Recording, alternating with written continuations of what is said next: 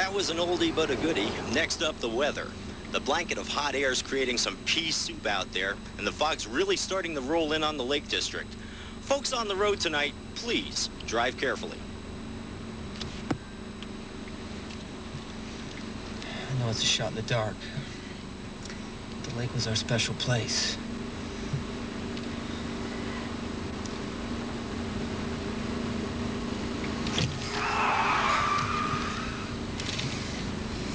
Please be there, baby. Please be there. You saw the headline. They said I killed her. Oh, I'd rather hear the story from you. Yeah, I know. You know, and I need to talk about it. I do, and especially with someone that I trust.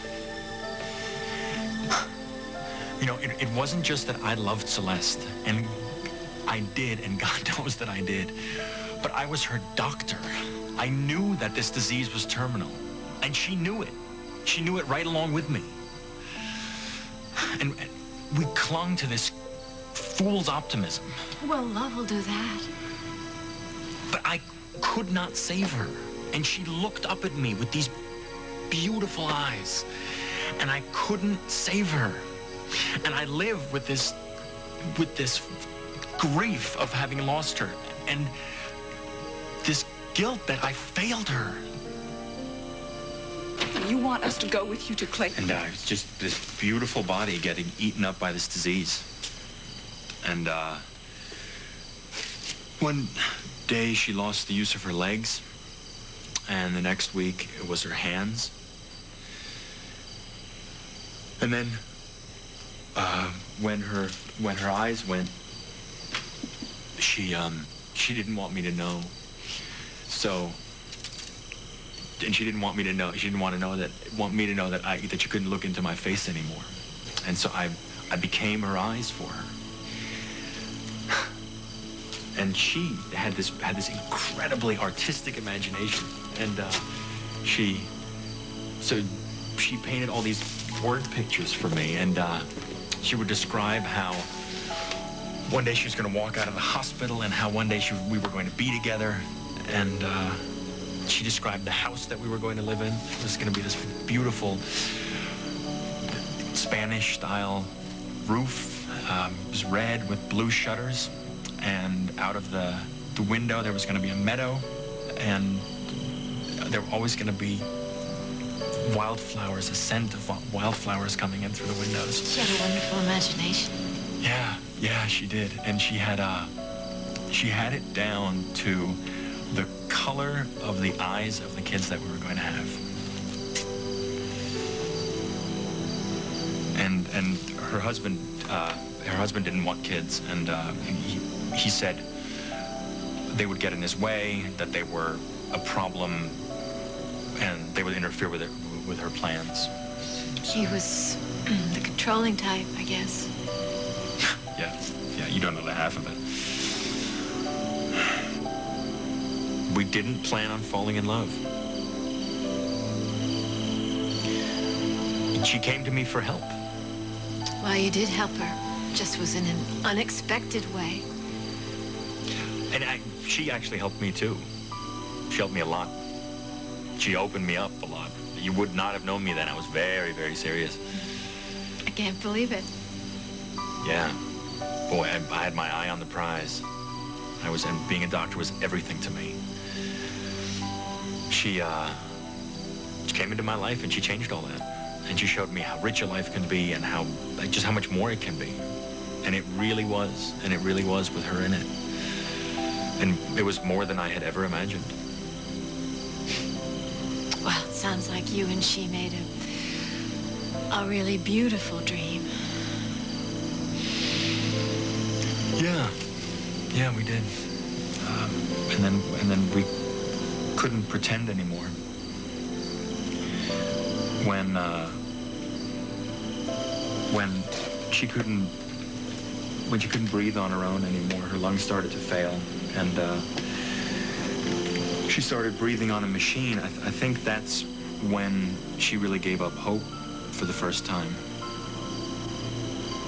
On some days, the pain got so bad that we couldn't keep the tubes in her. And she would thrash around in the bed. I'm one of the lucky ones, I know. Yeah. And Celeste wasn't. The drug that you had wasn't invented when she was dying. And all that I wanted was to make the pain stop. And that's all she wanted too.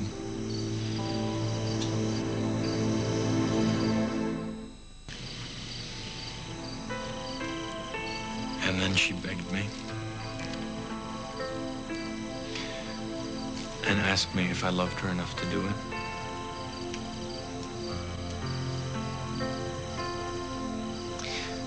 And her husband accused.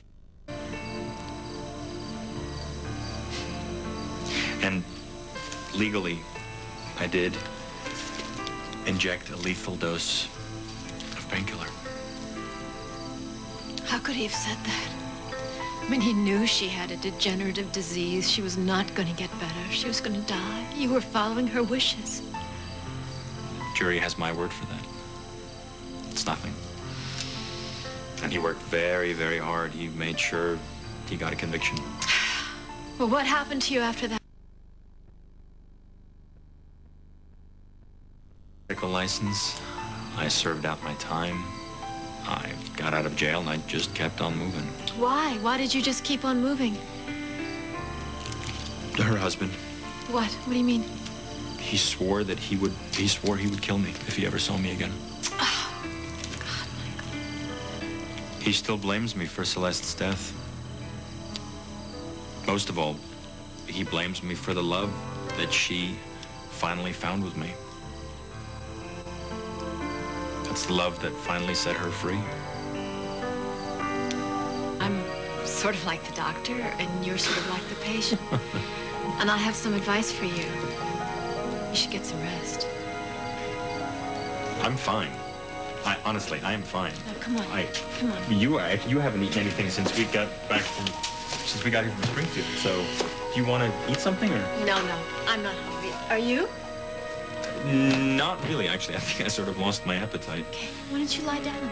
Go ahead. Vanessa, I'm okay. Go ahead. Please lie down. I'm not gonna take no for an answer. You really do need to sleep. Okay, I'm actually a little too tired to argue. Excuse me. Oh. Good. You'll find that couch is very comfortable. I took a lot of naps there over the years, and sometimes I would just lay my head down and I would be out like a light. And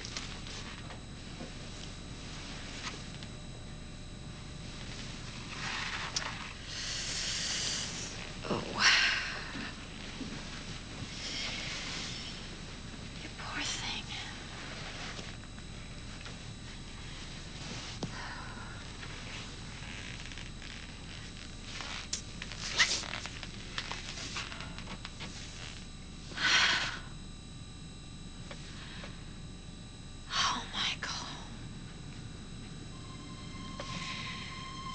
We've done for love. And our hearts won't let us forget.